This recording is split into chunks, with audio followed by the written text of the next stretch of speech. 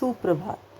आज हम हिंदी में कुछ नया करेंगे, कुछ नए चीज़ के बारे में जानेंगे। र के विभिन्न रूप। बच्चों, र की मात्रा नहीं होती, र के अनेक रूप होते हैं जिनके बारे में आज हम जानेंगे। तो चलिए आज का कार्य आरंभ करते हैं। बच्चों, जैसे कि आपको पता है कि र, आप इस अक्षर से तो भली भांति परिचित है। र से रबड़ होता है, र से रथ होता है ना। इस र को तो आप अच्छे से जानते हो, मतलब आप लिखते हो, आप अक्षर बनाते हो। लेकिन इसके और कौन से रूप होते हैं, यह हम आज जानेंगे। बच्चों, र के अतिरिक्त जो आपने अभी पढ़ा, उसके अतिरिक्त र के 3 रूप और हैं। पहला है रेफ, दूसरा है पदेन। पदेन जो होता है वह 2 तरह के होते हैं, एक होता है 1 पैर वाला और दूसरा है 2 पैर वाला। तो कुल मिला के ये कितने हो गए? 3 हो गए। पहला रेफ, दूसरा पदेन। पदेन के अंदर कितने हो गए? पदेन के अंदर 2 आ गए, एक 1 पैर वाला और एक 2 पैर वाला। ठीक है, आज हम किसके बारे में जानेंगे? आज हम जानेंगे रेफ के बारे में। क्या है ये बच्चों? इसको कहते हैं रेफ। ठीक है, किसकी तरह ये लग रहा है? यह किसका रूप है? र का रूप है। र का पहला रूप रेफ है। इसमें ये आधा र है। आधा र जब हम नहीं लगाते तो यह अक्षरों के ऊपर ऐसे बैठता है, इसको इस तरीके से लगाया जाता है।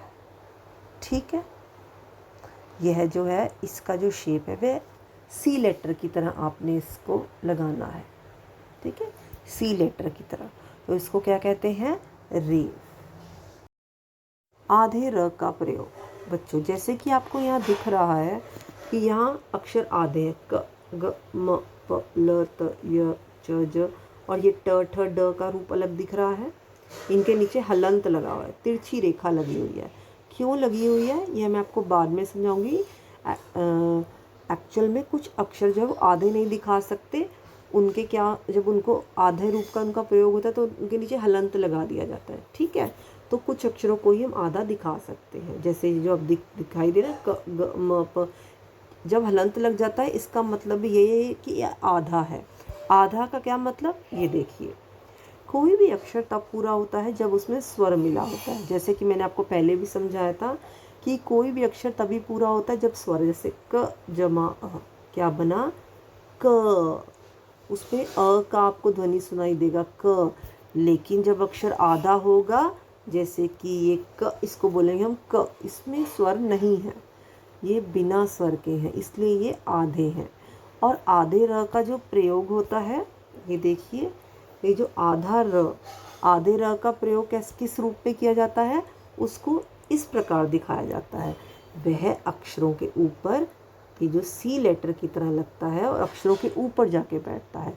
आधे र को व्याकरण की भाषा में कहते हैं रेफ।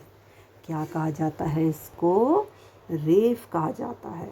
मैं आपको कुछ उदाहरण दिखाती हूँ। देखिए, मैंने आपको अभी बोला कि यह अगले वर्ण के ऊपर, सिर के ऊपर बैठता है जब आधा रो, जैसे कर्म, क, क, र, म।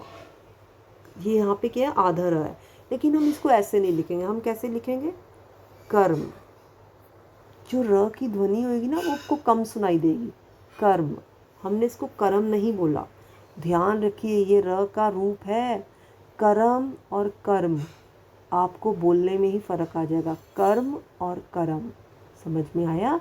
यहाँ पे मैंने बोला कर्म मतलब र पूरा, लेकिन कर्म क्या है? आधा र आ रहा है, कर्म। तो हम आधे र का इस तरीके से प्रयोग नहीं करेंगे। जो आधा र वह आधा र क्या होगा?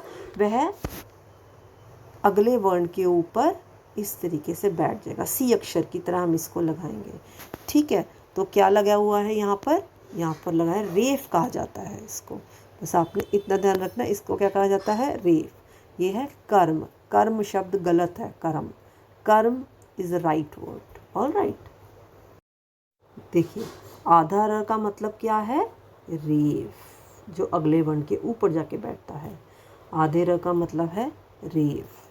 चलो, आधे र का प्रयोग, यहाँ पे शब्द है दीर्घ, ठीक है, दीर्घ है तो यहाँ पे इन्होंने अलग करके दिखाया है एक एक लेटर को। जैसे द जमा ई, पहले स्टेप में क्या है, स्वर ऐड है, द जमा ई, पहला द हलंत, इसका मतलब अभी स्वर नहीं जुड़ा इसके साथ। फिर अगला स्टेप है बड़ी ई, अब क्या जुड़ गया, स्वर, क्या बन गया, दी, ठीक है जी। फिर है र, क्या है, र मतलब आधा है, जब आधा आ गया तो इसका मतलब क्या हो गया, हलंत लग गया, र के नीचे हलंत है तो इसका मतलब क्या हो गया, ये रेफ का रूप होगा, ठीक है, दीर्घ, ठीक है, घ जमा अ। अब ये क्या होगा, दीर्घ, दीर्घ, र की ध्वनि आ रही है, आधे र की ध्वनि आ रही है, तो वो अगले वर्ण के ऊपर जाकर बैठ जाएगा, रेफ। इसे क्या लग गया, इस शब्द पर रेफ कहा जाता है, इसको रेफ लगा हुआ है इसके ऊपर, ठीक है जी। तो ये आधे र को क्या यहाँ पे कहा गया है, रेफ, ठीक है, दीर्घ, दीर्घ नहीं होगा, दीर्घ, ठीक है। चलिए, आप अपनी सुनहरी धूप पाठ्य पुस्तक निकाल लीजिए, र के रूप, ठीक है। तो र का जो पहला रूप है, मतलब जिस र को आप भली भांति जानते हैं उससे संबंधित शब्दों को पढ़ते हैं, रथ, रबड़, रोटी और रात, ठीक है। अब हम जानते हैं रेफ से संबंधित शब्दों को पढ़ेंगे, ठीक है। पार्क, पर्वत, नर्तक, नर्तक मतलब डांसर, सूर्य, ठीक है। तो आप ध्यान दीजिए, ये जो पार्क, पर्वत, मतलब यहाँ पे र आधा है और ये कहाँ पर जाके बैठ गया, वो के सिर के ऊपर जाकर बैठेगा। क्यों बैठेगा, जब ये आधा होगा। पर्वत, ठीक है, पर्वत, सूर्य, ठीक है जी, अगले वर्ण के ऊपर। कर्म, गर्व, जैसे यहाँ पे क है ना, फिर क्या है, फिर ये रेफ, र आधा, और ये आधा र है तो इसका मतलब कर्म, अगला वर्ण जो है वो म है तो ये इसके ऊपर जाकर बैठेगा, ठीक है। कर्म, गर्व, सर्प मतलब सांप, पर्व मतलब त्योहार, पर्यटक, धर्म, पर्यटक मतलब जैसे हम घूमने जाते हैं तो हम क्या हो जाते हैं, पर्यटक हो जाते हैं, कहीं पर हम घूमने जाएंगे ना तो हम क्या होते हैं, पर्यटक। दर्प, दर्प मतलब घमंड, कार्य मतलब काम, मार्ग मतलब रास्ता, आशीर्वाद, आशीर्वाद बोला मैंने, ठीक है, मैंने आशीर्वाद नहीं बोला, बोला मैंने आशीर्वाद। तो ये जो र आधा है और ये कहाँ पर जाएगा, आशीर्वाद मतलब वा के ऊपर, ठीक है जी। तो ये थे रेफ से संबंधित कुछ शब्द जिनको आपने पढ़ना है और उसकी बोलने की प्रैक्टिस करनी है। तो आज इतना ही, कल हम पदेन के बारे में जानेंगे, ठीक है। चलिए, आज के लिए इतना ही, धन्यवाद।